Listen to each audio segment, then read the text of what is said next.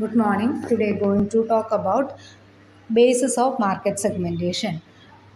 Marketing മാനേജ്മെൻറ്റിലെ unit 9 പോർഷനാണ് ഇന്ന് നമ്മൾ ഡിസ്കസ് ചെയ്യുന്നത്. Basis of market segmentation. അതിൽ ഫസ്റ്റാണ് ജെൻഡർ. നമുക്ക് മാർക്കറ്റ് സെഗ്മെൻറ്റ് ചെയ്യുമ്പോൾ ഫസ്റ്റ് നോക്കുന്നത് നമ്മൾ ജെൻഡർ ഡിഫറൻസസ് ആണ്. അതായത് മെയിൽസിൻ്റെയും ഫീമെയിൽസിൻ്റെയും നീഡ്സ് ആൻഡ് വാണ്ട്സ് ഡിഫറെൻ്റ് ആണ്. അപ്പോൾ സെഗ്മെൻറ്റ് ചെയ്യുമ്പോൾ ജെൻസിനുള്ളത് വേറെ, ലേഡീസിനുള്ളത് വേറെ, അങ്ങനെ സെപ്പറേറ്റ് ആയിട്ടാണ് നമ്മൾ പ്രൊഡ്യൂസ് ചെയ്യാറുള്ളത്. നെക്സ്റ്റ് ആയിട്ടാണ് ഏജ് ഗ്രൂപ്പ്. ഏജ് ഗ്രൂപ്പ് എന്ന് പറഞ്ഞാൽ ഡിഫറെൻറ്റ് ഏജ് ഗ്രൂപ്പിലും ഉപയോഗിക്കുന്ന പ്രൊഡക്റ്റുകൾക്ക് വ്യത്യാസമുണ്ട്. അപ്പോൾ group of audience great strategy four personalised marketing. നമ്മുടെ പേഴ്സണലായിട്ടുള്ള പ്രൊഡക്റ്റുകളൊക്കെ ഉപയോഗിക്കുമ്പോൾ ഓരോ ഏജ് ഗ്രൂപ്പിലും ഓരോ ടൈപ്പ് ഓഫ് പ്രൊഡക്റ്റാണ് നമ്മൾ യൂസ് ചെയ്യുന്നത്. നെക്സ്റ്റ് വരുന്നത് ഇൻകമാണ്. Income decide purchasing power of target audience.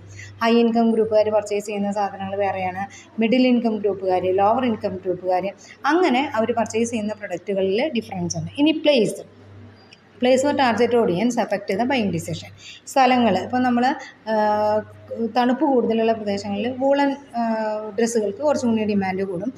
ചൂട് കൂടുതലുള്ളതാണെങ്കിൽ കോട്ടൺ ഡ്രസ്സുകൾക്കാണ് ഡിമാൻഡ് കൂടുക. അപ്പോൾ അങ്ങനെ ഓരോ സ്ഥലത്തിനനുസരിച്ച് അവർ മാത്രം ഉപയോഗിക്കുന്ന ചില പ്രൊഡക്റ്റുകളുണ്ട്. ആ പ്രൊഡക്റ്റുകൾ മറ്റുള്ള സ്ഥലത്ത് ചിലപ്പോൾ അതേപോലെ തന്നെ ഡിമാൻഡ് ഉണ്ടായിക്കൊള്ളണമെന്ന് ഇല്ല. Next occupation.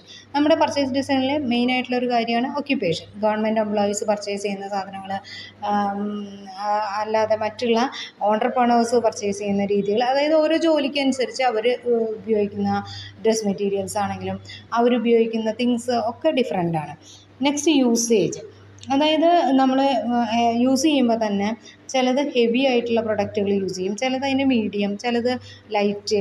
അപ്പോൾ അതിൻ്റെ നമ്മൾ ക്ലാസിഫൈ ചെയ്യുന്ന രീതിയാണ്. ഹെവി ആയിട്ടുള്ള പ്രൊഡക്റ്റുകൾ ഉണ്ടായിരിക്കും, അതിൻ്റെ കണ്ടൻറ്റ് കൂടുതലുള്ളത്, കണ്ടൻറ്റ് കുറവുള്ളത്, അതിൻ്റെ റേറ്റിന് വ്യത്യാസങ്ങളും ഉണ്ടായിരിക്കും.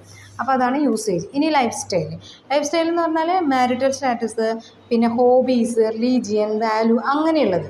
ആ ലൈഫ് സ്റ്റൈൽ അനുസരിച്ച് നമ്മൾ ഉപയോഗിക്കുന്ന ചില കോസ്റ്റ്യൂംസ് ഉണ്ട്. ഇപ്പോൾ മുസ്ലിംസ് ഉപയോഗിക്കുന്ന മഫ്ത, അത് മറ്റുള്ള കാസ്റ്റുകാരൊന്നും ഉപയോഗിക്കുന്നില്ല.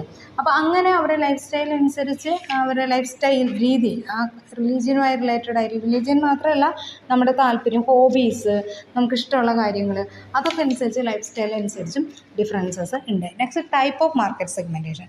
മാർക്കറ്റ് സെഗ്മെൻറ്റേഷൻ പല ടൈപ്പായിട്ട് തിരിച്ചിട്ടുണ്ട്. First geographical market segmentation. ആദ്യം നമ്മൾ തിരിക്കുന്നത് ഓരോ ജോഗ്രഫിക്കൽ, അതായത് സ്ഥലങ്ങളുടെ അനുസരിച്ചാണ് മാർക്കറ്റ് സെഗ്മെൻറ്റ് ചെയ്യുക. നമ്മൾ ഒരു ടൈപ്പ് ഓഫ് പ്രൊഡക്റ്റ് പ്രൊഡ്യൂസ് ചെയ്യുന്നുണ്ടെങ്കിൽ ആ പ്രൊഡക്റ്റ് എവിടെയാണ് കൂടുതൽ ആവശ്യമുള്ളത് അവിടേക്കാണ്. അത് അങ്ങനെ ഇപ്പോൾ എല്ലായിടത്തും ഡിസ്ട്രിബ്യൂട്ട് ചെയ്യുന്ന പ്രൊഡക്റ്റ് ആണെങ്കിലും നമുക്ക് ചില ഏരിയാസിന് വേണ്ടിയിട്ട് അതിൽ സ്പെഷ്യലായിട്ടുള്ള അഡീഷൻസൊക്കെ ചേർക്കാറുണ്ട്. ഇപ്പോൾ നമ്മൾ ഗൾഫ് കൺട്രീസിൽ ഉപയോഗിക്കുന്ന പ്രൊഡക്റ്റും നമ്മുടെ ഉപയോഗിക്കുന്ന പ്രൊഡക്റ്റും സെയിം കമ്പനി ആണെങ്കിൽ കൂടിയും നമുക്കതിൽ സ്ലൈറ്റ് ഡിഫറൻസസ് ഉണ്ടാവാറുണ്ട്. അവർ ഉപയോഗിക്കുന്ന സാധനങ്ങളും അതേ സെയിം കമ്പനിയുടെ പ്രൊഡക്റ്റ് നമ്മുടെ ഇന്ത്യയിൽ കിട്ടുന്ന സാധനത്തിലും വ്യത്യാസമുണ്ട്. പിന്നെ അവിടുത്തെ ജോഗ്രഫിക് കണ്ടീഷൻ അനുസരിച്ച് അതിൽ കുറേ ടേസ്റ്റ് ഡിഫറൻസും കാര്യങ്ങളൊക്കെ അവർ ആഡ് ചെയ്യുന്നുണ്ടാവും. ഫുഡ് ഐറ്റംസ് ആണ്. അതുപോലെ തന്നെ എല്ലാ ഡ്രസ് മെറ്റീരിയൽസിനും കാര്യങ്ങളിലൊക്കെ ഇതേപോലെ തന്നെ ചേഞ്ചസ് ഉണ്ട് ജോഗ്രഫിക്ക് അനുസരിച്ച്, അതായത് സ്ഥലങ്ങൾക്കനുസരിച്ച് വ്യത്യാസങ്ങളുണ്ട്. ഈ ഡെമോഗ്രാഫിക് സെഗ്മെൻറ്റ്. ഡെമോഗ്രാഫി എന്ന് പറഞ്ഞാൽ പോപ്പുലേഷനാണ് കേട്ടോ. അതിൽ gender, marital status, family size, income, religion, അങ്ങനെയൊക്കെ മാർക്കറ്റിനെ സെഗ്മെൻറ്റ് ചെയ്യുന്നതാണ് ഡെമോഗ്രാഫിക് സെഗ്മെൻറ്റേഷൻ എന്ന് പറയുന്നത്. ഇനി ബിഹേവിയറൽ സെഗ്മെൻറ്റേഷൻ, അത് നമ്മൾ പ്രിഫറൻസസ്, ചോയ്സ്, അങ്ങനെ അനുസരിച്ച് ഇപ്പോൾ ടീനേജേഴ്സ് ഉപയോഗിക്കുന്ന അവരുടെ താല്പര്യം, അതേ സാധനം തന്നെ കുറച്ച് മിഡിൽ ഏജ്ഡ് ആയിട്ടുള്ള ആൾക്കാർ ഉപയോഗിക്കണം. അപ്പോൾ അവരുടെ പ്രിഫറൻസസ് അതിൽ ഡിഫറൻസ് ഉണ്ടായിരിക്കും. സെയിം കമ്പനിയുടെ പ്രൊഡക്റ്റ് തന്നെയായിരിക്കും, പക്ഷേ ഡിഫറൻസസ് ഉണ്ടായിരിക്കും. അതുപോലെ തന്നെ അവരുടെ ചോയ്സ്, അവർ ചൂസ് ചെയ്യുന്ന രീതിയിൽ അതിലൊക്കെ വ്യത്യാസം ഉണ്ടായിരിക്കും. അപ്പോൾ അങ്ങനെയുള്ള കുറച്ചും കൂടി ഫാഷനബിൾ ആയിട്ടുള്ള സാധനങ്ങളാണെങ്കിൽ, ഒരു മിഡിൽ ഏജസ് ഒക്കെ ആണെങ്കിൽ കുറച്ചും കൂടി ട്രഡീഷണൽ ആയിട്ടുള്ള കൺവെൻഷനൽ ആയിട്ടുള്ള ടൈപ്പാണ് അവർക്ക് പ്രിഫർ ചെയ്യുക. അപ്പോൾ അവരുടെ പ്രിഫറൻസസ്, ബിഹേവിയർ, യൂസേജ്, അതിന് വ്യത്യാസമുണ്ട്. അതാണ് ബിഹേവിയറൽ സെഗ്മെൻറ്റേഷൻ.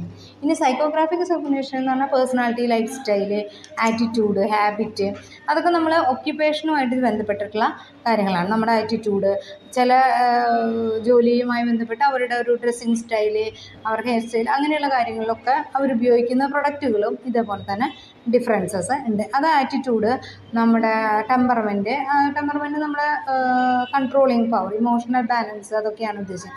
അതനുസരിച്ച് നമ്മൾ അങ്ങനെയാണ് മറ്റുള്ളവരുടെ മുന്നിൽ അറിയപ്പെടാൻ ഉദ്ദേശിക്കുന്നത്. അതാണ് നമ്മൾ ജ്വല്ലറിയിലൊക്കെ വർക്ക് ചെയ്യുന്ന ആൾക്കാരെന്ന് പറഞ്ഞാൽ അവർ കുറച്ചും കൂടി എക്സിക്യൂട്ടീവ് ലുക്ക് ഫീൽ ചെയ്യാറുണ്ട്.